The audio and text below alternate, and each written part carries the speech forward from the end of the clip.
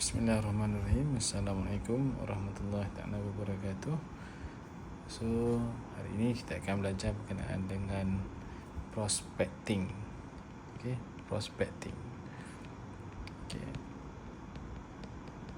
Prospecting ni salah satu daripada beberapa steps di dalam sales cycle yang utama lah.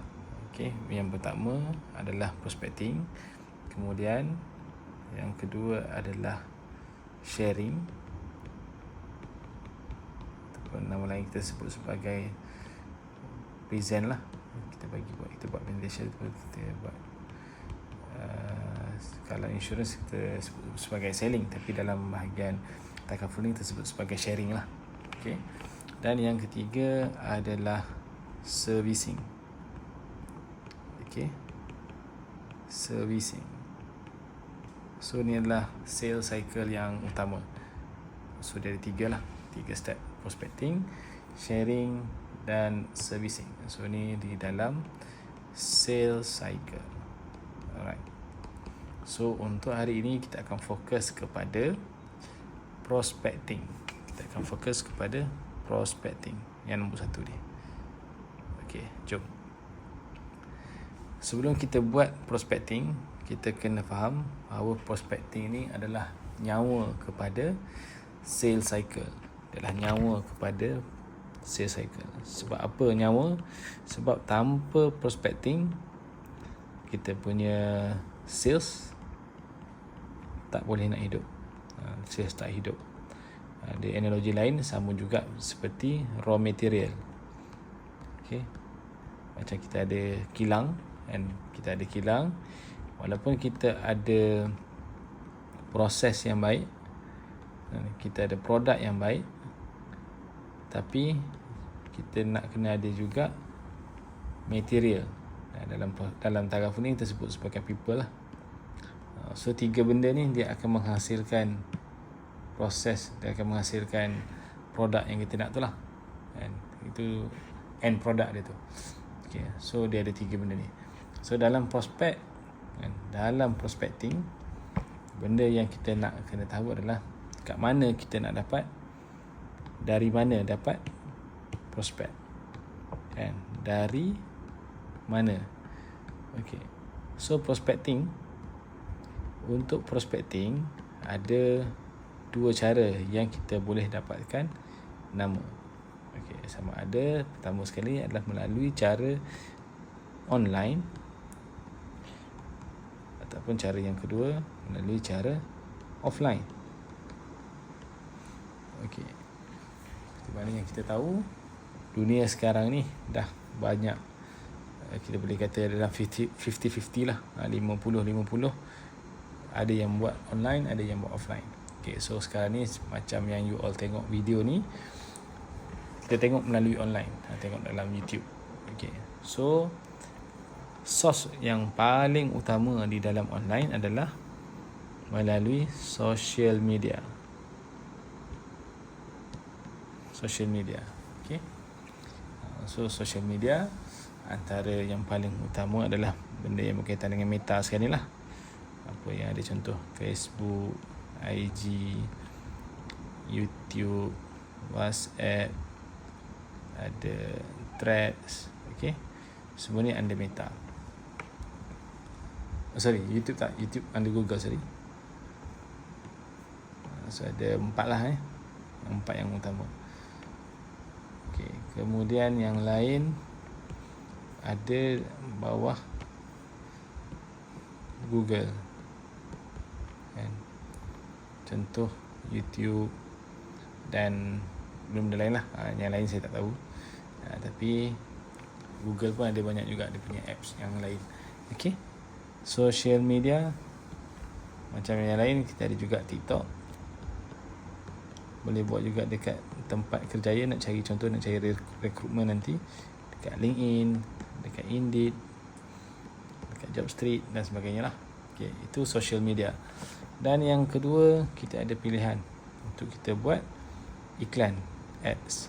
Sebenarnya kita boleh buat ads dekat Meta, ads dekat Google, yang akan masuk dekat kita punya search engine kan, SEO. Kita Google type dia iklan Takaful, so dekat keluar dekat situ kan. So iklan dan macam-macam lagi lah, iklan dekat TikTok dan sebagainya. Okay. So ini adalah sumber yang kita boleh dapat melalui source online. Untuk source offline ada beberapa cara yang kita boleh dapat. Okay. Yang pertama adalah kita sebut sebagai natural market. Okay. Natural market kita boleh pecah juga kepada dua, iaitu satu hot market, yang kedua adalah cold market. Hot market adalah yang paling utama, kita sebut sebagai keluarga, family, friends. Ini adalah kita kata orang-orang yang memang satu hari memang kita akan berkomunikasi lah, kita akan berhubung. Maksudnya ini memang yang rapat, hot. Cold ni adalah boleh jadi orang yang kita kenal dia, mungkin dia tak kenal kita. Macam contoh work colleague, rakan sekerja. Mungkin kita ada dalam satu grup WhatsApp, kita ada save nombor dia, tapi mungkin dia tak save nombor kita kan. Maksudnya kita boleh berjumpa dengan dia lah. Kalau kita nak approach tu boleh, tapi kita kena perkenalkan diri dulu. Kemudian kita mungkin ada grup taman, grup ataupun grup rumah lah, maksudnya kondo ke, kalau dekat KL ni kan. Kemudian mungkin ada grup surau, ada grup parents anak-anak. Okay. So ni adalah kenalan yang kita ada nombor dia orang, nombor yang kita boleh contact lah, alumni sekolah. Dan last sekali adalah stranger lah. Okay. Alright. So ni natural market. Okay. Stranger mungkin saya padam dulu lah, saya potong dulu. Okay, alright. Okay, yang kedua, cara offline yang kita boleh dapat adalah melalui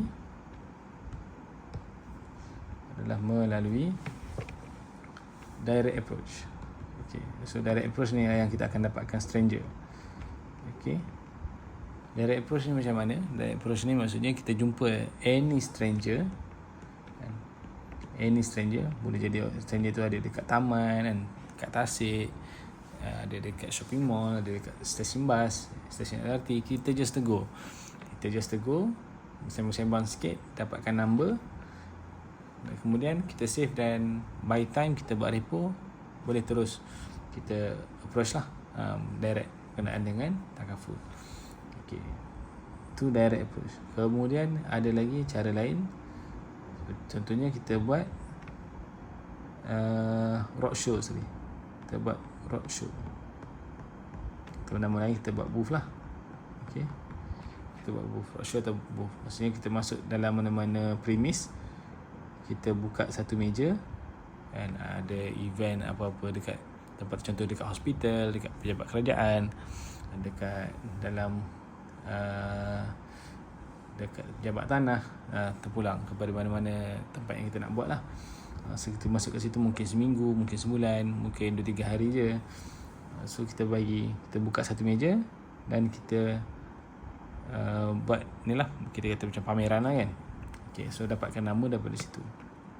Kemudian ada tempat lain, contoh kita boleh dapat melalui seminar. Seminar sendiri, sama ada seminar ni kita masuk dalam sekolah, ataupun kita buat funneling dekat online. Kita buat funneling, maksudnya kita kumpul orang dekat dalam online, kita buat satu webinar, boleh juga. Okay, so kita akan dapat data dekat sini. Okay.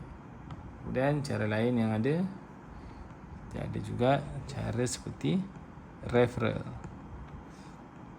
Referral ni macam contoh, kita sekarang ni di peringkat agent, kita dapatkan klien. Klien ni didapatkan prospek yang lain. So yang inilah agent kepada ni kita sebut sebagai referral. Okay. So ini antara beberapa cara yang offline. Dan untuk ejen yang baru, untuk yang baru nak bermula, saya sangat cadangkan buat cara ini dahulu, cara F, iaitu keluarkan nama-nama daripada you punya phone contacts. Keluarkan nama daripada phone contacts. Okay. Keluarkan nama daripada phone contacts. Boleh jadi dalam phone contacts kita ada simpan mungkin 500 orang, mungkin 1000 orang, mungkin 2000 orang atau lebih. Okay. So kita keluarkan dan kita mulakan projek 200. Untuk ejen yang baru nak bermula, buat projek 200. Projek 200 ni bukan orang yang kita rasa belum ada takaful, tapi 200 orang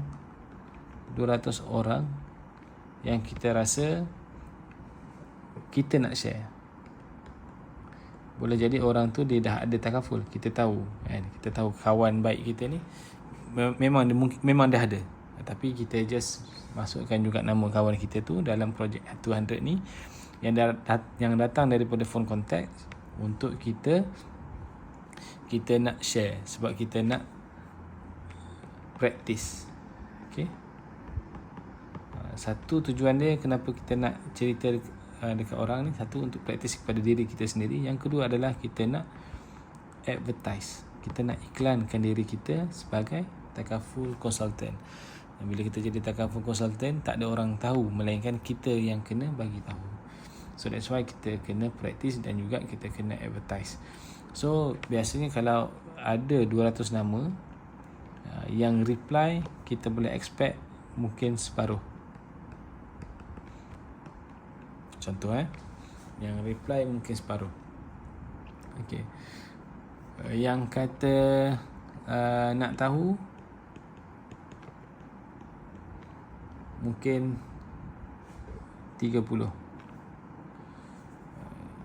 Yang boleh nak tahu 30 ni mungkin yang boleh berjumpa, yang boleh kita buat appointment, mungkin ada 10. Dan yang mungkin jadi betul-betul nak ambil, mungkin kita akan close 3 case.